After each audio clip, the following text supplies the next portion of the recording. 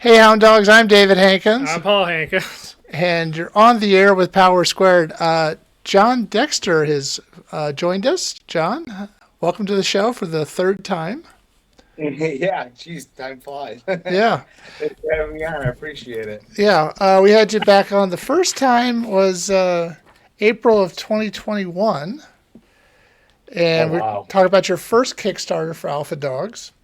And then we, Hmm. we had you on 160, which was in October of 22, and you were there talking about your Kickstarter for Alpha Dogs 3. Now you Oh, just okay. finished, yeah. So you're here just to promote your Kickstarters. You just finished Alpha Dogs 5. Yep. It's out done and in the tank, but the Kickstarter you can still do late pledges, so you can go on there and back all the way up to March 13th. Okay, and you've got another It's one coming up. yeah, Dapster Detective issues 1 through 5 is currently available for pre-launch. The notify me button, and then you get notified when it goes live. So that went up yesterday, about 10 minutes after Alpha Dogs 5 ended. So it's I'm trying to get my Kickstarters in here with the spring. The spring is usually the best time to launch a Kickstarter. I've learned summer's been brutal.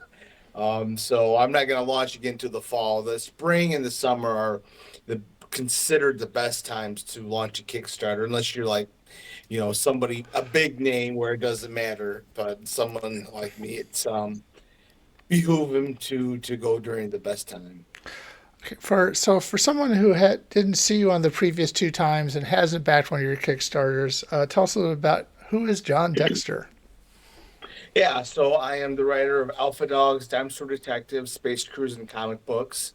Alpha Dogs is issues 1 through 5 is on Kickstarter. You can check it out.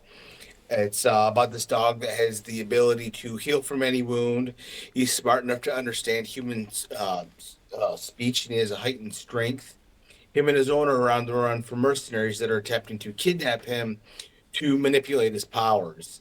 It's this very epic story. It's kind of like X-Men meets with dogs. A little We Three, if you like We Three a lot. If you like, I'd even go far as say Black Sad.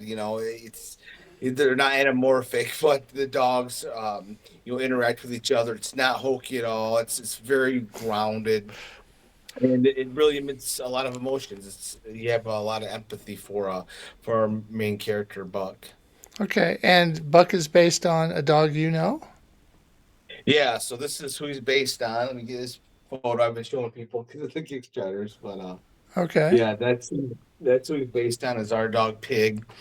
We had lived in the town that had outlawed pit bulls, and we had a pit bull mix, Pig, and so we moved because we're gonna get rid of our dog, and that kind of influenced me to write the story about this dog that's feared by the public because of his breeding size. I wanted to kind of go with that Casper, the friendly ghost aspect, where Casper was feared by people because he was a ghost, but he had a huge heart and he helped people. And Yes, yes. I think that's a great that Frankenstein kind of, I don't want to say motif, but characterization that I thought worked really well because he's a pit bull and they kind of get a bad rap.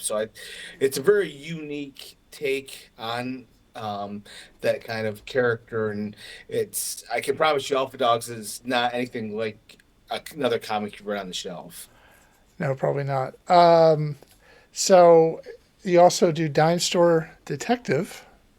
Tell us about that. Yeah. If you like the old hard-boiled, LA Confidential, Chinatown, there's another True Detective. If you're a fan of those stories, but this one has a twist. This is a supernatural thriller. It's got a really cool this evil entity that it goes back and forth in time from when this detective is 8 years old, raised by moonshiners. And then we will flash back throughout the story when it's flash forward to the present when he's this detective and he's after a serial killer. So, and whenever it flashes back to when the detective's 8 years old in that Appalachian, raised by moonshiners in black and white. And whenever we go to the present, it's in color to help distinguish and Right. I think get a kind of cool newer feel. Okay. So, are you a fan of? You mentioned sort of modern film noirs. Are you a fan of the old film noirs? Oh yeah, yeah. Maltese Falcon. Bogey did a lot of those '40s movies. So that I was a huge Humphrey Bogart fan. My parents, they didn't watch anything rated R. They were very G-rated people. So I grew up watching the old movies. John Wayne '60s. But I'm glad that happened because I feel like the greatest time for movies really was 1939 to the '40s had a lot of great films, '50s, and then the Mhm. '60s. The TV took over and all that. But anyway, Well, the '90s then came back, and the '90s are one of my favorites too. pretty much any film before 1968 is G because there were no ratings and there was a production code. So that's Yeah, yeah, yeah. It was before Midnight Cowboy came out, and so yeah. um, so and I think it was Warren Beatty's Bonnie and Clyde. I think also caused them to have ratings. yeah, yeah. So what's your favorite film noir? Since we're talking about that. You know, for a movie now, True Detective, which is very much, my series is inspired by True Detective. It was a big inspiration. But if you're talking film, LA Confidential, hands down, it should have won the Oscar. It should have beat Titanic. I'm still bitter. Well, a lot of people are still bitter. Um, See, like there's certain films like The Maltese Falcon. When it's on, I really want to watch it because even though I've Yes. seen it like 100 million times, it's really good. Yeah, yeah. It's too bad that I really fell in love with Raymond Miller. I mean, shoot, yeah, the noir writer. I'm saying his Yeah, name wrong you now. are. Yeah, I'm killing Raymond Chandler. Raymond Chandler. Raymond Chandler. Yeah, yeah. Well, Bogey did the movie at the Have and Have Not from that, and that was good too. So for yeah, that's yeah, to have not. And then there was also he made a they made remade it with I can't. Yeah, they remade it with Elliot Gould.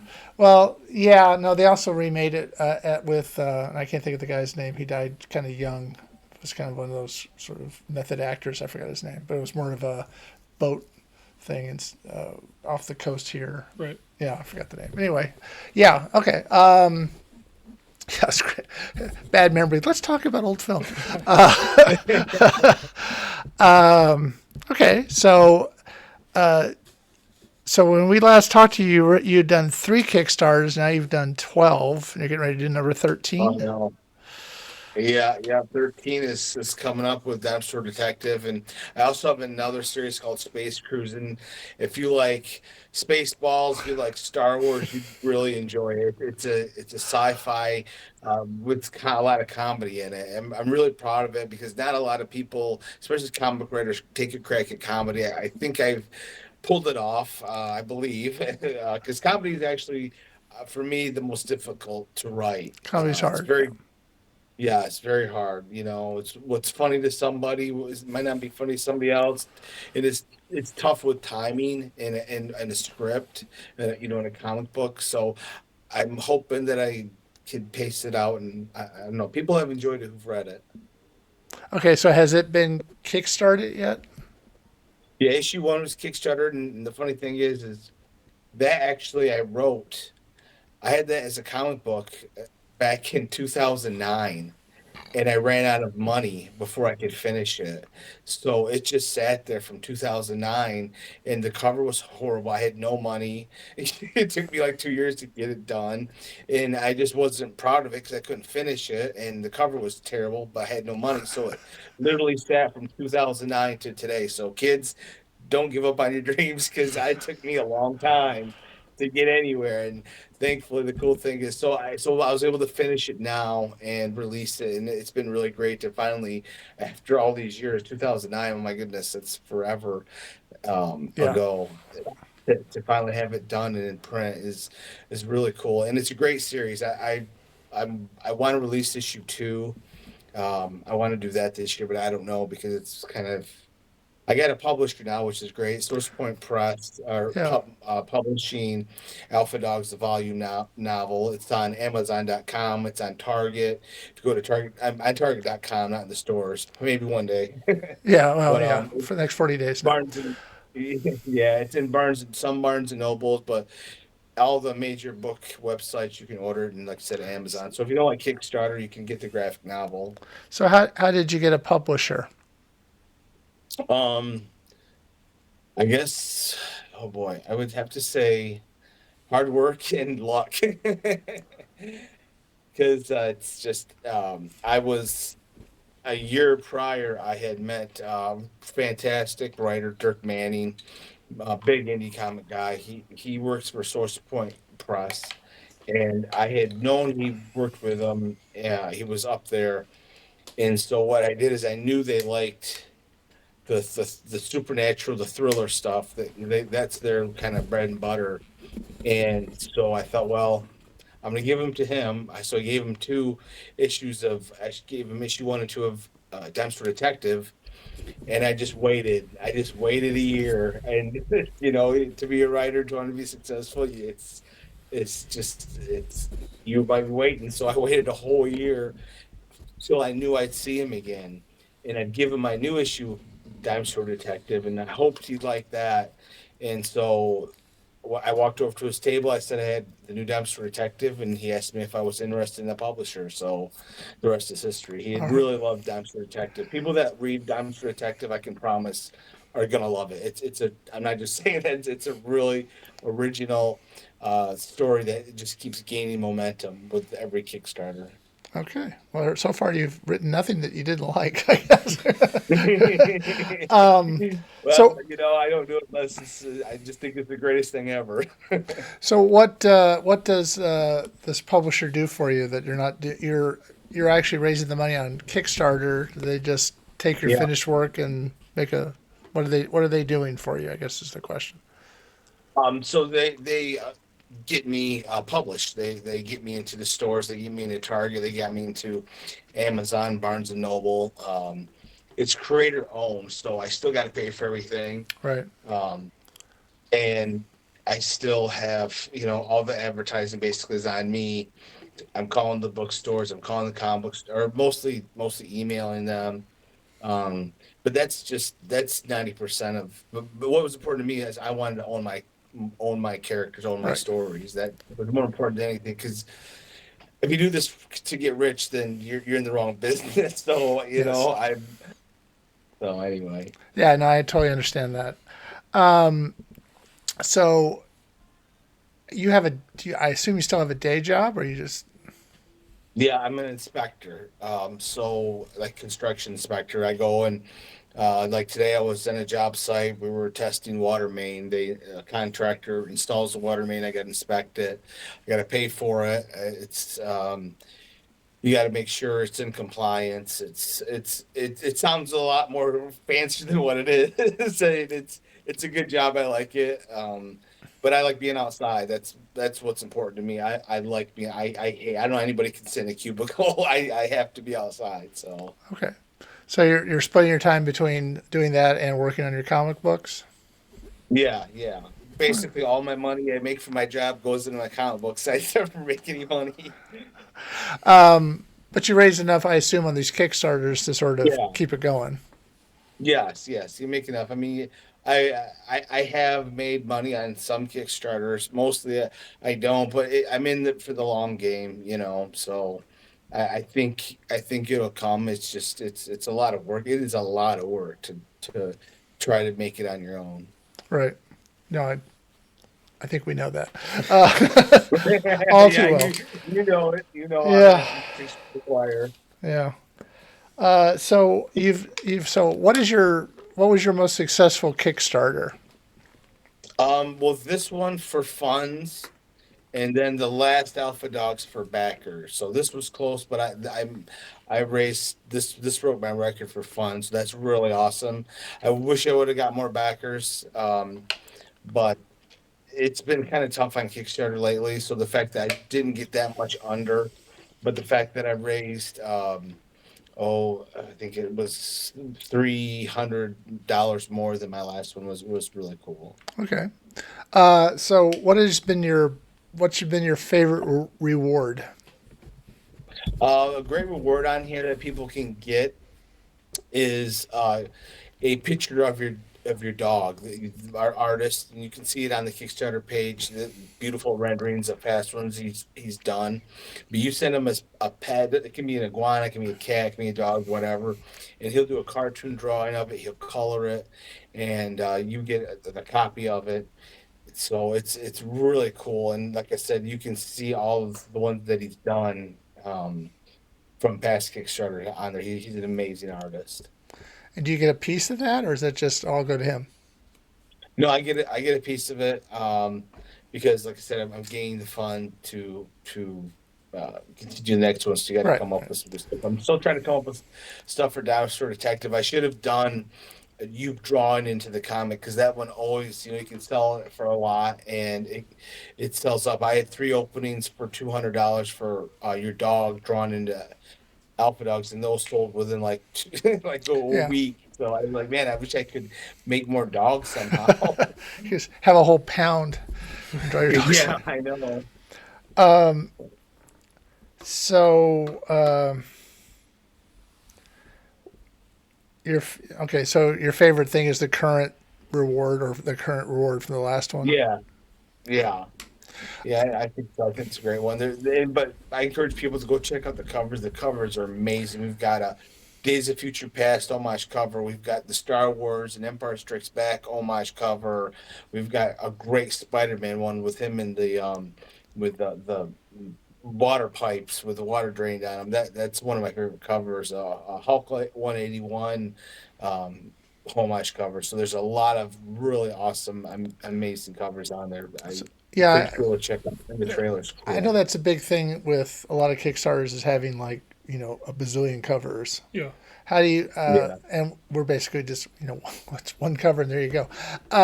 So how do you? I mean, I would imagine aren't they all these covers more expensive for you to upfront, or are you sort of Yeah, I mean, like it's if more it sells expensive, you'll but pay them or what? How's it work? yeah, yeah. I mean, it's I do three covers. I do one regular cover. I had been doing either X-Men or Star Wars or Spider-Man homage covers. Those are my favorites.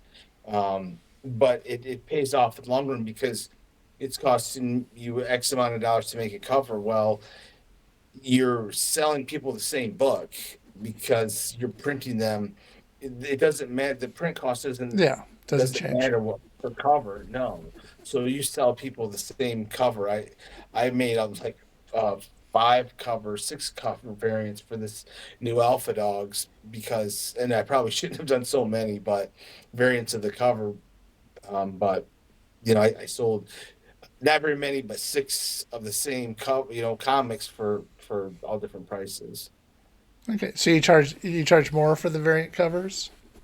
Yeah, yeah, because I don't make very many variant covers. I've lessened them because what happens is you go to comic book show and you've got all sorts of comics of the same, four issues, but you've got 20 different covers that you got to take and have people it gets just confusing and stuff. So I'm just doing, very few runs of the variant covers. I'm just selling mostly the regular cover.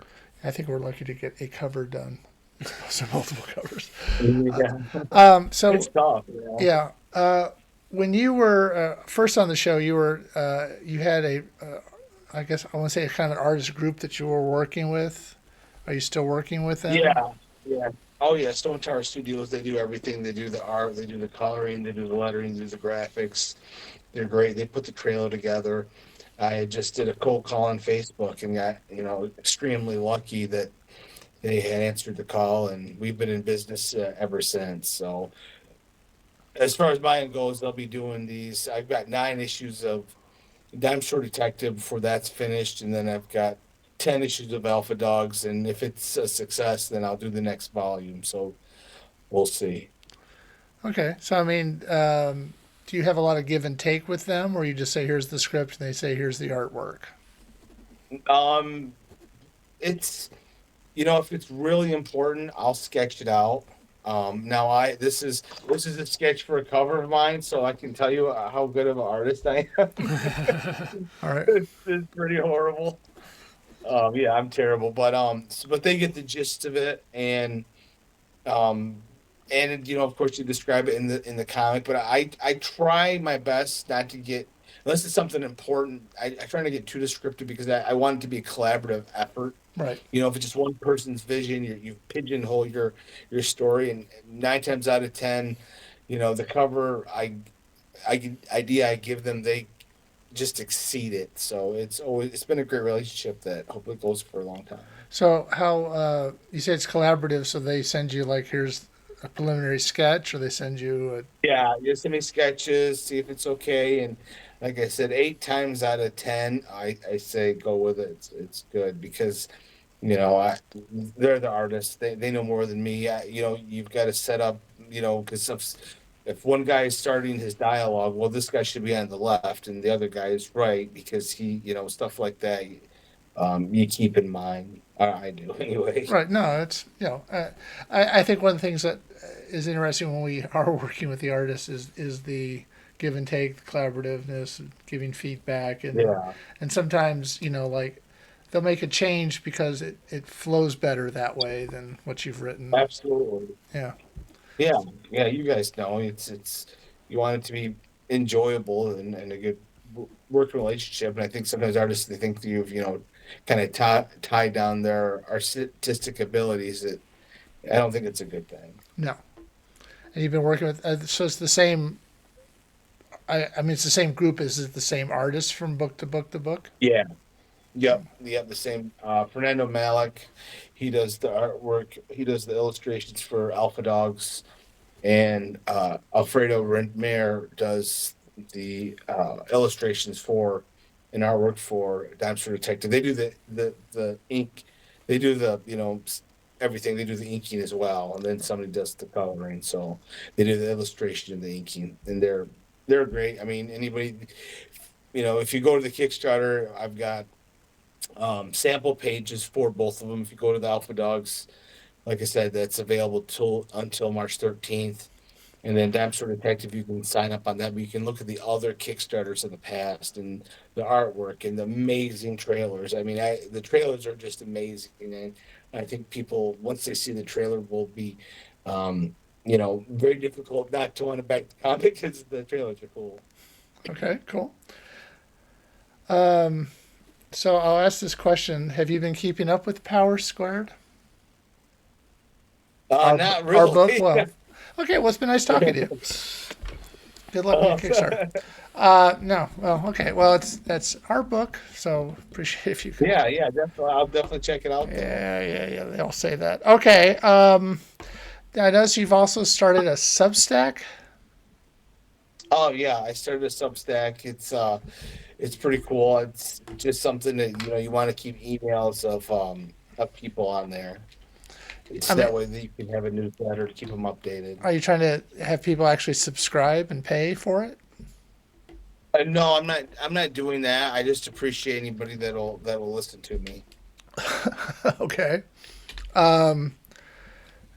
If somebody wanted to follow you, how would they do that?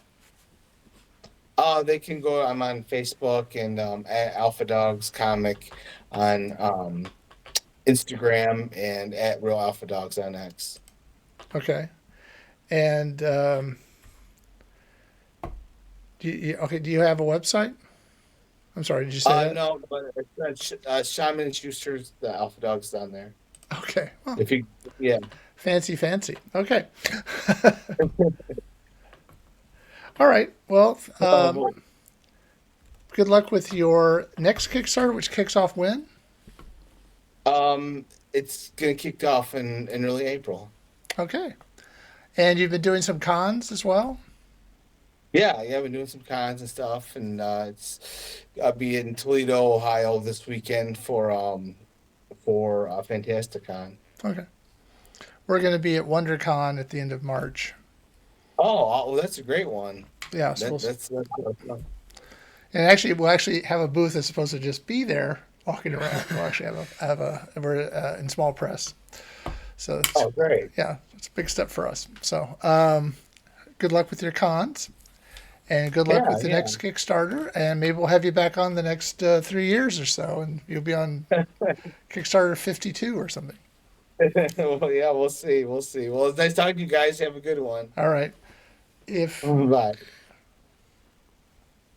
So if you are looking for a silent fidget toy, use our code Marty and Eli to save 10% off your purchase at getono.com. All right. So until next time, I'm David Hankins, I'm Paul Hankins. and you've been on the air with Power Squared.